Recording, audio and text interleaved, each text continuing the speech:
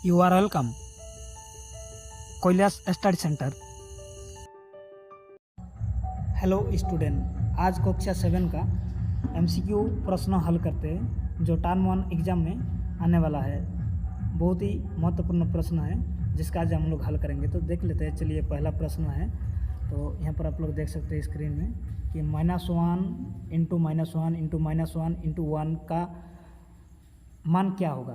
तो इसको अगर 3 बार गुना करेंगे और +1 के साथ गुना करेंगे तो क्या होगा। देखिए, सबसे पहले में -1 गुना करने से क्या आएगा, +1 आएगा। फिर इसको -1 से करेंगे तो क्या होगा, इसको -1 से फिर गुना करने पर वही सेम होगा, -1 आएगा। और इसको +1 के साथ जब गुना करेंगे तो -1 ही आएगा। तो इसका सही आंसर हो जाएगा डी नंबर, जो -1 है। ठीक है, चलिए अगला प्रश्न देखते हैं। तो अगला प्रश्न है 8 इंटू 3 भाजित -6 इंटू 2 का मान क्या होगा।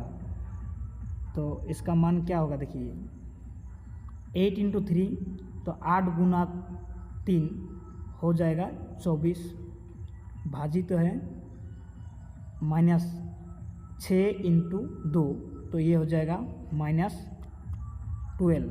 ठीक है, तो इसको अगर हम लोग डिवाइड करते हैं 24 से तो क्या होगा। तो इधर साइड में कर देते हैं, देखिए 24 बटा -12। तो इसको कटेंगे से क्या होगा, 2 होगा ऊपर में, यहाँ 1 होगा। तो यानी इसका सही आंसर हो जाएगा आपका -2। इसका सही आंसर क्या होगा, -2 होगा। चलिए अगला प्रश्न देख लेते हैं।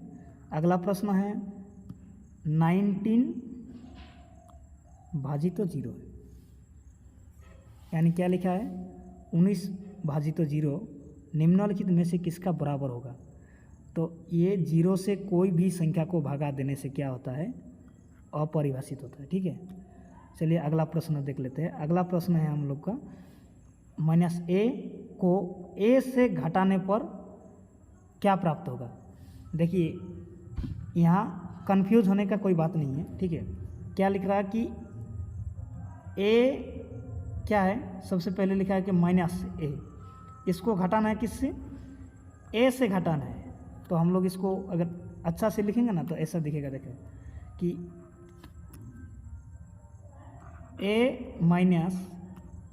a हो जाएगा। तो इसको क्या करेंगे हम लोग, देखिए ये तो ये कट जाएगा गुना होने से, माइनस माइनस प्लस हो जाएगा, और a प्लस a हो के क्या होगा, इसका सही आंसर हो जाएगा 2a होगा। ठीक है, तो इसका आंसर है डी नंबर।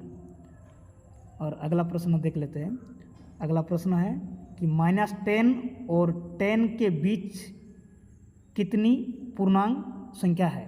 तो इसके बीच में आप लोग गिन कर देखिएगा, 19 होगा, ए नंबर का ऑप्शन सही होगा। और आगे जो प्रश्न है, अगला प्रश्न क्या है, अगला प्रश्न में देखिए लिखा है कि 2/5, ठीक है, ये 2/5 और 3/7 और 7/9 कैसा भिन्न है। तो ये सब भिन्न है। ठीक है, तीनों। तो कैसा भिन्न बोला गया, यहाँ पर ए नंबर ऑप्शन पे है असमान भिन्न, समान भिन्न, मिश्र भिन्न, उचित भिन्न।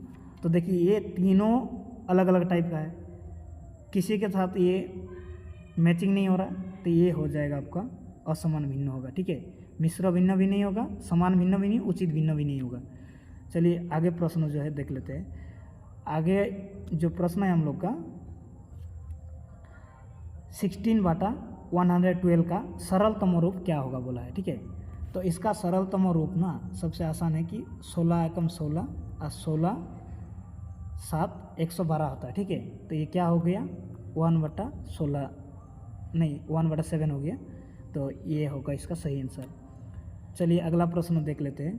अगला प्रश्न है कि 4, 8, 10 और 12 का लसो क्या होगा। ठीक है, तो ये सब का लसो निकालना है। तो क्या है, 4 है, 8 है, 10 है और 12 है। इसको हम लोग दूसरा पेज में जाके लसो निकालते हैं। चलिए, क्या था, 4 है, 8 है, 10 है और क्या है, 12 है। इन चारों का क्या निकालना है, लसअ निकालना है। तो इसका लसअ निकालते हैं तो क्या होगा, देखिए सबसे पहले 2 से कटेंगे तो 2 होगा, यहाँ पर 4 होगा, यहाँ 5 होगा, यहाँ 6 होगा, ठीक है। फिर इसको 2 से काटेंगे तो 1 हो जाएगा, यहाँ 2 होगा, यहाँ तो 5 का 5 आएगा, ये 3 होगा। अब और नहीं कटेगा तो इसको गुना कर देते हैं। तो 2 इंटू 2 इंटू 2 इंटू 1 को नहीं लेते, 1 से गुना करने से सेम आएगा, 5 इंटू 3। तो इसको गुना करने से क्या होगा, देखिए 3 5 15 हो गया, 15 2 से गुना करने से 15 दूना कितना 30 और 30 दूना 60 और 60 दूना 120। तो चलिए हम लोग सवाल की तरफ चलते हैं। 120 जहाँ होगा वही आंसर है, ठीक है। तो यहाँ पर आप लोग देख सकते हैं कि डी नंबर का जो ऑप्शन है, यहाँ डी नंबर का ऑप्शन सही है, ठीक है। चलिए अगला प्रश्न देखते हैं। कौन सा जुग्म जुड़वा अभाज्य है? तो जुड़वा अभाज्य कौन सा जुग्म है? अभाज्य क्या होता है? अभाज्य और जुड़वा बोला, जुड़वा मतलब दो है, ठीक है। तो जुड़वा अभाज्य कौन सा है? तो देखिए पहले तो हम लोग जान लेते हैं कि अभाज्य क्या होता है। तो अभाज्य क्या होता है, जिसको हम लोग 2 से पूरा पूरी भाग नहीं जाता है, ठीक है। तो उसे हम लोग अभाज्य कहते हैं।